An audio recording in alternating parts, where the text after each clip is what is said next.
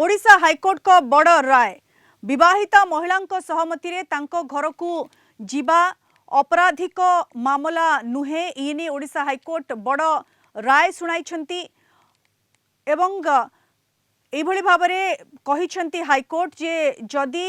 विवाहित महिलांकर सहमति रे जने व्यक्ति तांको घर को जाउछंती एवं तांको सहित शारीरिक संपर्क रखुछंती ताहाले ताको अपराधिक अनुप्रवेश कुहा जाई पारिबो नाही। 2021 मसीहार एक मामला रे अभियुक्त अजित किसान विरोध रे दुष्कर्म अभियोग होइतिला। स्वामी अनुपस्थिति रे जने महिला घरे पसी दुष्कर्म करिथिबा अभियोग होइतिला। ट्रायल कोर्ट रे तदंत परे दुष्कर्म अभियोग को प्रत्याख्यान करा जायतिला कारण संपर्कटी उभयंक सहमति रे थिला किंतु केवल स्वामी अनुपस्थिति रे महिला घर को जाइथिबारु ट्रायल कोर्ट तांकु आईपीसी धारा 450 अनुसार 5 वर्षर जेल दंडादेश सुनाइथिले। एही दंडादेश विरोध रे हाईकोर्ट रे होइथिबा आवेदन शुणाणी करी जस्टिस संजीव कुमार पाणिग्राही 13 फेब्रुआरी 2026 रे एही निष्पत्ति सुनाइछंती। हाईकोर्ट अभियुक्तंकु समस्त अभियोगरु मुक्त करिछंती एवं तांकु तुरंत जेलरु खलास पाई निर्देश दैछंती।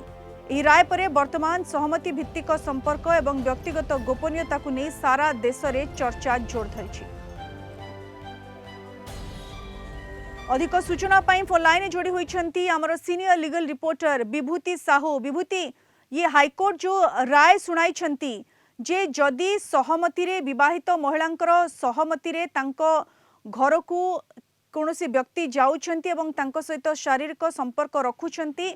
ताहले ये अपराध अनुप्रवेश नुहे, ये केते बड़ राय एवं केउ मामला रे एभली राय सुनाइछंती हाईकोर्ट? विभूति देखंतु एलिना जदि देखिबे ये निश्चिंत गुरुत्वपूर्ण निर्देश एवं माननीय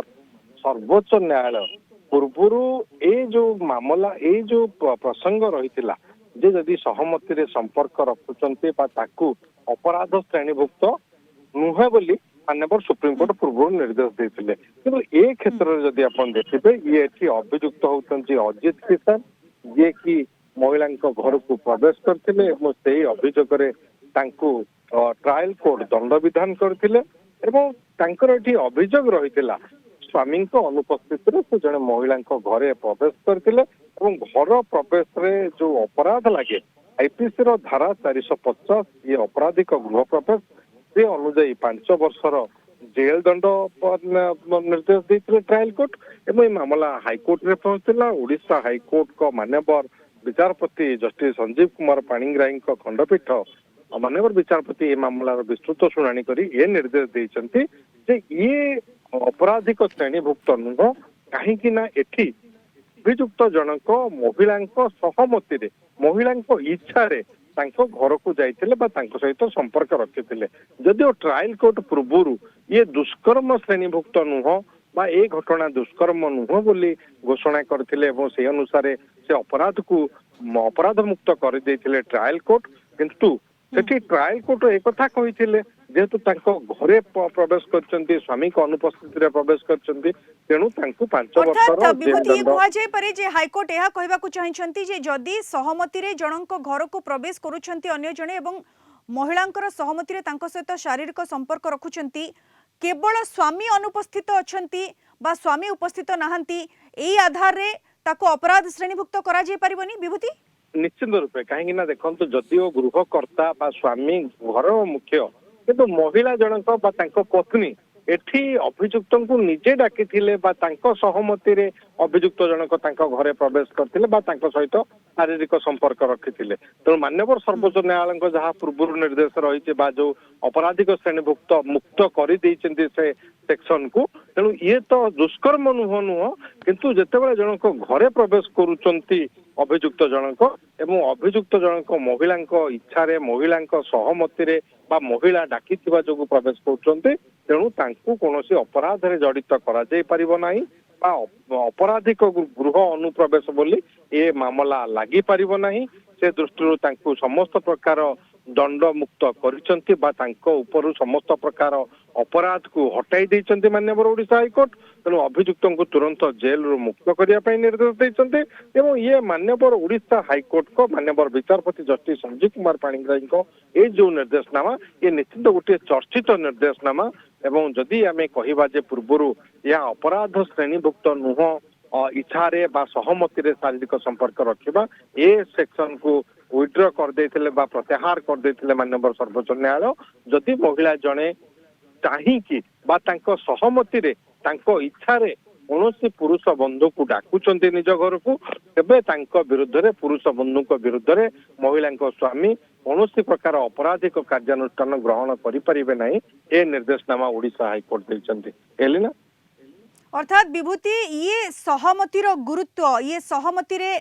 घर को प्रवेश करबा कथा हेउ बा सहमति रे शारीरिक संपर्क रखिबा कथा हेउ ये सहमतिर गुरुत्व बुझाउची हाईकोर्ट को ये राय ये कहा जाय पारे जेमति आपण कहले गोटे चर्चित राय विभूति निश्चित रूपे ये केवल जे ओडिशा हाईकोर्ट को राय हेतिले मध्य ये सारा देशर गोटे चर्चित राय वर्तमान समय एवं आपण देखंतु जदिओ महिला जनक जने साबालिका बा से 18 वर्ष ऊर्ध्व जने विवाहित महिला स्वामी को अनुपस्थिति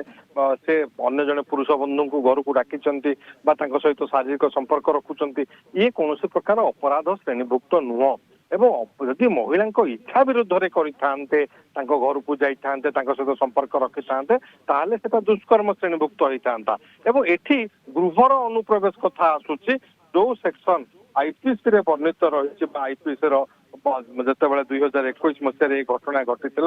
आईपीसी सेक्शन 450 अनुजाई तल कोर्ट ट्रायल कोर्ट दंड विधान देते 5 वर्षर सजा निर्देश देते किंतु माननीय ओडिशा हाईकोर्ट एठी दोष मुक्त करिसंती कौन दोष नाही बोली स्पष्ट कर देइसंती बा कौन दंड विधान बिल्कुल ये बड़ गुरुत्वपूर्ण राय हाईकोर्ट को कहा जाय पारे विभूति जेंति आपण सूचना देउछंती सहमति भित्तिरे जदि कौनसी महिला घर को जाउछंती अन्य जने व्यक्ति एवं सहमति रे जदि तांको सहित संपर्क रखुछंती ताहाले स्वामी अनुपस्थिति थिले मध्य एहाकू अपराध अनुप्रवेश करा कुहा जाय पारिबो नाही याको अपराध श्रेणीभुक्त करा जाय पारिबो नाही ये गोटे निर्दिष्ट मामलार शुणाणी करी हाईकोर्ट एही गुरुत्वपूर्ण राय शुणाइछंती। बहुत बहुत धन्यवाद विभूति विस्तृत भाव में आपनका सूचना पाई।